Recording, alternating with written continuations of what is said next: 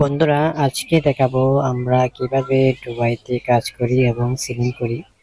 এই যে সিলিং গুলা দেখা যাচ্ছে সেগুলো আজকে আমরা বোর্ড মারবো। এগুলো হচ্ছে সিমেন্ট বোর্ড দিয়ে এগুলা ফিল আপ করবো। দেখুন কিভাবে আমরা বোর্ডটা কেটে লাগিয়েছি, বাকি যেগুলা ছিল এটাও আমরা ফিল আপ করে দিয়েছি। সঠিকভাবে ডিল করে দেখেন কত সুন্দর করে একদম ফিটিং হয়ে গেছে। সঠিকভাবে আমরা ডিল করে নিচ্ছি, দেখুন স্ক্রু দিয়ে এটা ফিটিং করে নিচ্ছি।